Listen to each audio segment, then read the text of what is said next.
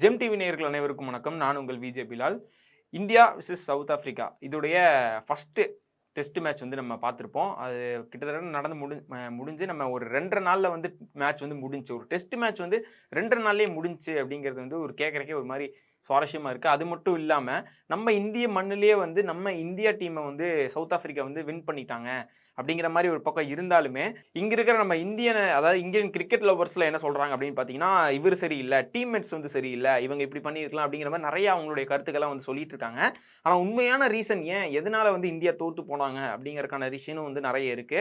அது மட்டும் இல்லாம இந்த டீம்ல வந்து நெறைய பேர் மெயினா ஒரு குறை என்ன சொல்றாங்க அப்படின்னு பார்த்தீங்கன்னா, நீங்க கௌதம் கம்பீர வந்து எதுக்கு நீங்க போட்டிருக்கீங்க ஃபர்ஸ்ட் கோச்சா? அவருடைய தலைமையில இதெல்லாம் வந்தா செட் ஆகாது. அப்படிங்கிற மாரி நெறைய விமர்சனங்கள்லாம் அவரு போட்டீங்க பார்த்தீங்களா? கோச்சா போட்டதிலிருந்தே வந்து டீம் வந்து ஒரு மாரி தான் வந்து போயிட்டு இருக்காங்க. அப்படிங்கிற மாரி நெறைய விமர்சனங்கள் வந்து பண்ணிட்டு இருக்காங்க. ஓப்பனாவே நெறைய பேர் வந்து கலாய்க்கிறது, சோசியல் மீடியால ட்ரோல் பண்றது, இந்த மாரி விஷயங்கள்லாம் வந்து போயிட்டு இருக்குது. ஸோ நம்ம இந்தியன் டீம வந்து நெறைய ட்ரோல் அதாவது வின் பண்ணிட்டா இவனுங்களே வின் பண்ணிட்டா வந்து தூக்கி வச்சு கொண்டாடுறாங்க. இவங்களே தோத்து போயிட்டா போட்டு ஆட்டிட்டு நடிக்கிறாங்க அப்படிங்கிற மாரி தான் வந்து பண்ணிட்டு இருக்காங்க.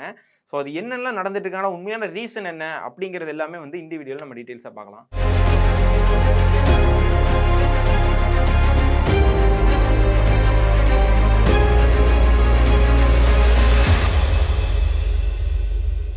வேர்ல்டு டெஸ்ட் சாம்பியன்ஷிப் பாயிண்ட் டேபிள்ல வந்து பார்த்தீங்கன்னா, நம்ம சவுத் ஆஃப்ரிக்கா வந்து இப்ப எத்தனாவது இடத்துல இருக்காங்க? நம்ம இந்தியா எத்தனாவது இடத்துல இருக்கு அப்படின்னு ஃபர்ஸ்ட் பார்த்தரலாம். ஃபர்ஸ்ட் நம்ம இந்தியா எந்த லெவலுக்கு வந்திருக்கு அப்படின்னு பார்த்தீங்கன்னா, கிட்டத்தட்ட நம்ம இந்தியா பாயிண்ட்ஸ் கம்மியாகி 4வது இடத்துக்கு வந்துட்டாங்க. சவுத் ஆஃப்ரிக்கா பாயிண்ட்ஸ் கொஞ்சம் அதிகமாகி 2வது இடத்துக்கு போயிட்டாங்க. அதாவது பாகிஸ்தானுக்கு அடுத்து நம்ம இருக்கோம். அதுக்கு அடுத்து நமக்கு மேல வந்து ஸ்ரீலங்கா அவங்க டீம் வந்து இருக்காங்க.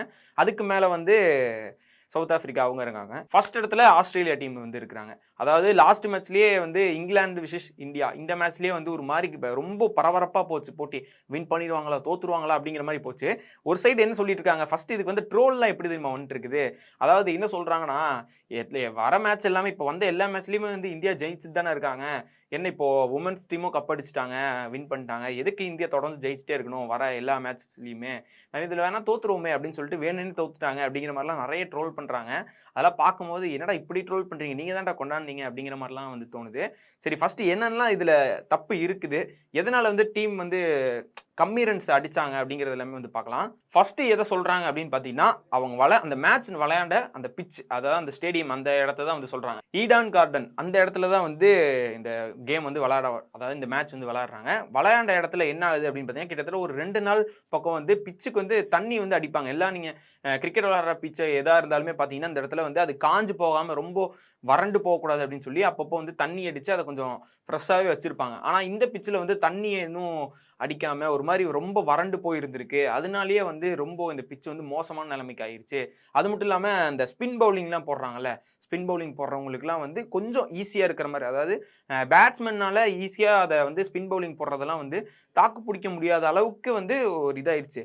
இது வந்து இந்தியா டீமுக்கு ஒரு ப்ளஸ் பாயிண்ட்டா இருந்தாலுமே, இதே தான் இந்தியா டீமுக்கு ஒரு மைனஸாவும் ஆயிருச்சு. அதே தான் இவங்களுக்கும் சவுத் ஆஃப்ரிக்காவுக்கும் என்ன அப்படின்னு பார்த்தீங்கன்னா, எது வந்து இவங்களுக்கு ப்ளஸ்ஸா இருந்துச்சோ, அதே தான் இவங்களுக்கு மைனஸ் ஆயிருச்சு. அதாவது 2 டீமுக்குமே வந்து ஒரு விஷயம் ப்ளஸ்ஸா இருந்திருக்கு. அதே விஷயத்திலேயே வந்து மைனஸாவும் கிடைச்சிருக்கு அப்படின்னு தான் வந்து சொல்லலாம். பவுலர்ஸ் எல்லாத்துக்கும் ஓகே தான். ஆனா பேட்ஸ்மேன்னால தான் வந்து இந்த பவுலிங்க வந்து தாக்கு பிடிக்க முடியல அப்படிங்கிற மாரி ஆயிருச்சு. ஏன்னா நம்ம இந்தியன் டீம்ஸுமே வந்து நெறைய நல்ல பவுலிங் போட்டாங்க. ஸ்பின் பவுல் எல்லாமே வந்து சூப்பரா போட்டு அதாவது கம்மியா அவங்கள வந்து அடிக்க வச்சாங்க. இருந்தாலுமே இவங்கனாலயுமே அத கூட ரீச் பண்ண முடியல அப்படிங்கிறத வந்து ஒரு சோகமா இருக்கு. அது மட்டும் இல்லாமங்க, அவங்க அடிச்ச அந்த ஸ்கோர்லாம் பார்த்தாலே, என்ன இவ்ளோ கம்மியா அடிச்சிருக்காங்க? இவரு ஏன் இவ்ளோ கம்மியா அடிச்சிருக்காரு? அப்படிங்கிற மாரி தான் இருக்கு. கேஎல் ராகுல்லாம் திடீர்னு அவுட் ஆயிட்டு வெளிய போயிட்டாரு. என்ன வந்தாரு நல்லா விளையாடுவாருன்னு பார்த்தா டக்குனு அவுட் ஆயிட்டாரு அப்படிங்கிற மாரி தான் இருந்துச்சு. ஜடேஜாவுமே அப்படிதான் வந்தாரு. சரி ஓகே இவராவது நல்லா விளையாடுவாரு, நல்லா அடிப்பாரு அப்படின்னு நினைச்சிட்டு இருந்தேன். அவருமே வந்து கம்மியா தான் அடிச்சு எல்லாருமே பார்த்தீங்கன்னா, ஒரு 31 அது கீழ தான் வந்து இந்த டைம் வந்து பேட் பண்ணவங்க எல்லாருமே வந்து புடிச்சிருப்பாங்க. எல்லாருமே 31 கீழ தான் இருக்கும் எல்லாத்தோட இதுமே. ஆனா பால்லாம் வந்து நெறைய இது பண்ணியிருக்காங்க. அதே கேட்கும்போது என்னடா இவ்ளோ பால் வந்து வேஸ்ட் பண்ணியிருக்காங்க. ஆனா அடிச்சது இவ்ளோ தான் அடிச்சிருக்காங்க அப்படிங்கிற மாரி வந்து தோண ஆரம்பிச்சது. சரி ஓகே. இதுல வந்து நம்ம இந்தியா டீம் மட்டுமே குறை சொல்ல முடியாது. சவுத் ஆப்பிரிக்கா டீம்ம வந்து இந்த வகையில வந்து பாராட்டலாம் அப்படின்னு சொல்லலாம். அதாவது யார வந்து பாராட்டலாம் அப்படின்னு பார்த்தீங்கன்னா, சவுத் ஆப்பிரிக்காவுடைய கேப்டன் பவுமான். இவங்கள தான் வந்து ரொம்ப பாராட்டலாம் அப்டின்னே வந்து சொல்லலாம். ஏன்னா, அந்த பிட்ச் வந்து ரொம்ப மோசமான பிட்ச். நான் முன்னாடியே சொன்ன மாரி 2 டீமுக்குமே வந்து பவுலர்ஸ் வந்து ஈஸியா ஸ்பின் பவுல் போட்டு ஒரு மாரி திணற வைக்கிற மாரிலாம் போட்டாங்க. ஆனா, பேட்ஸ்மேன்னால தான் வந்து தாக்கு பிடிக்க முடியாம போச்சு. அதனால தான் 2 பேருமே வந்து ரன் ரேட் வந்து ரொம்ப கம்மியா எடுத்திருந்தாங்க. அப்படி இருந்தாலுமே வந்து இந்த டீமுடைய கேப்டன் என்ன பண்றாரு அப்படின்னு பார்த்தீங்கன்னா, கிட்டத்தட்ட ஒரு மாரி ரொம்ப போராடி என் டீம நான் வின் பண்ணி வச்சே ஆவேன் அப்படின்னு சொல்லி கிட்டத்தட்ட ஒரு 55 ரன்னுக்கு மேல அதாவது ஹாஃப் செஞ்சுரி அடிச்சு ரன் ரேட்ட வந்து கொஞ்சம் ஏத்தி விட்டாரு.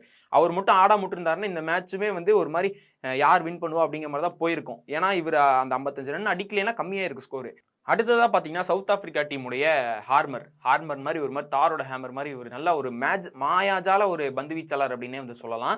இவர் போட்ட அந்த ஸ்பின் பவுலால தான் வந்து நெறைய நம்ம வந்து திணற முடியாம நெறைய விக்கெட் வந்து எடுத்திருந்தாரு. அதாவது போன இன்னிங்ஸ்லயும் பார்த்தீங்கன்னா, ஒரு 4 விக்கெட் வந்து எடுத்திருந்தாரு. இந்த இன்னிங்ஸ்லயும் வந்து பார்த்தீங்கன்னா, கிட்டத்தட்ட ஒரு 4 விக்கெட் வந்து எடுத்திருக்காரு. அதனாலேயே நம்ம அதாவது ஆல் அவுட் ஆயிட்டாங்க. அந்த அளவுக்கு வந்து எல்லாருமே அவுட் ஆகி ரொம்ப கம்மி ரன்ல வந்து நம்ம இந்தியா தோத்து போயிட்டாங்க. அத வேற அடிக்கடி சொல்லாதப்பா அப்டிங்கிற மாரி தான் இருக்குது. ஏன்னா, அத சொல்லும்போதே டக்குன்னு இப்படி அவுட் ஆயிட்டு வந்துட்டீங்கன்னா என்னப்பா பண்றது அப்படிங்கிற மாதிரி தான் இருந்துச்சு.